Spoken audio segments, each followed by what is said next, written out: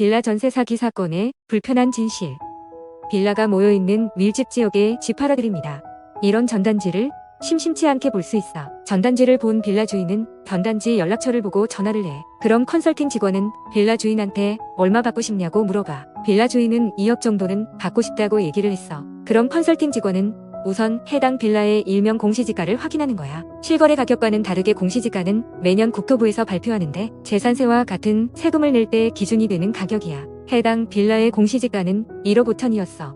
컨설팅 직원은 2억에 팔아주겠다고 약속하면서 이렇게 얘기해. 우선 전세 세입자를 맞추고 전세가 낀 빌라를 팔아야 한다며 집주인에게 협조하라고 하는 거야. 빌라 주인은 잘 팔리지도 않는 빌라를 원하는 2억에 팔아준다고 하니 안 할 이유가 없는 거야. 우선 컨설팅 직원은 해당 빌라의 전세 세입자를 찾기 시작해. 매매가 2억짜리 빌라를 전세보증금 2억 2,500만 원으로 말이야. 어떻게 매매가보다 높은 전세가가 가능한지 설명해 줄게. 그동안 전세보증보험은 공시지가 가격의 150% 이내로 들어오는 보증금에 대해서는 안전하다고 판단해서 보증보험이 가입이 가능했어. 1억 5천만 원을 150%로 계산하니 2억 2,500만 원이고 2억 2,500만 원으로 전세 계약을 하면 보증보험에 가입이 가능한 거야. 지금 다루는 전세 사기 사건의 가장 큰 역할을 한 게 보증보험 제도였어.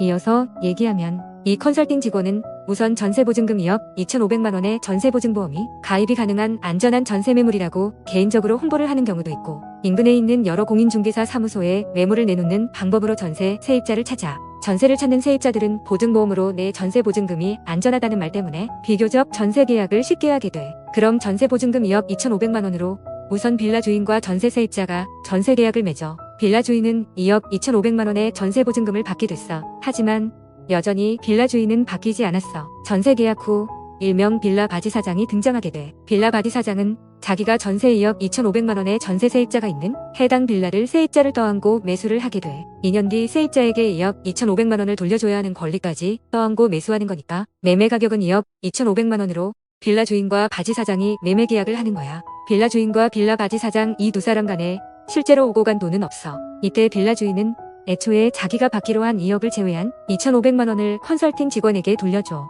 그럼 빌라 주인은 이 상황에서 빠지게 되지. 컨설팅 직원은 빌라 주인에게 받은 2,500만 원으로 전세 세입자를 찾아준 부동산에게 수수료를 지급하고 빌라 바지 사장에게 적게는 100만 원에서 300만 원 정도의 수수료를 명의를 빌려준 대가로 지급을 해. 그리고 남은 약 2천만 원은 컨설팅 직원이 갖게 되는 거야. 한참 이슈가 됐던 빌라왕은 빌라 한 채 당 수수료 몇백만 원을 받았었고 실제는 그 위에 더 큰 조직적인 집단이 있다는 걸 많은 사람들이 알았으면 좋겠어. 한마디 더 하자면 요즘 부동산 가격이 많이 하락해서 이런 빌라왕의 빌라 전세 사기 사건이 수면 위로 올라온 거야. 몇 년 전처럼 부동산이 계속 상승해서 빌라 가격이 상승했다면 2억 2,500만 원이던 전세 가격은 계속 상승했을 거야. 예를 들어 부동산 가격이 상승해서 그 빌라의 매매가가 3억이 되었다면 그 바지 사장은 해당 빌라의 전세 보증금을 더 높이 올려받을 수도 있었고 3억에 팔아서 전세 세입자에게 돌려줄 2억 2,500을 뺀 나머지 7,500만 원을 더 벌 수도 있었다는 얘기야. 그 바지 사장이 이런 빌라 100채를 가지고 있다가 팔았다면 75억이라는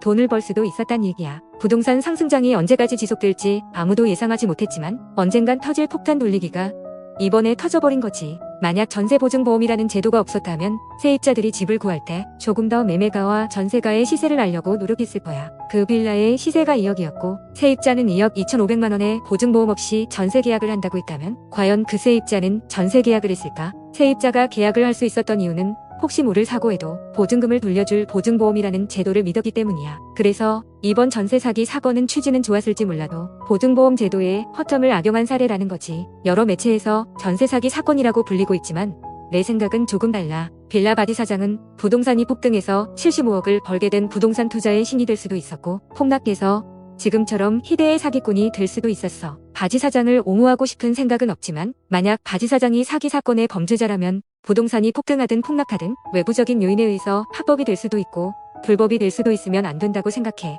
명확하게 범죄라고 단정 지을 수 있어야 한다고 생각해. 유용하게 보셨다면 구독, 알림 설정 부탁드려요.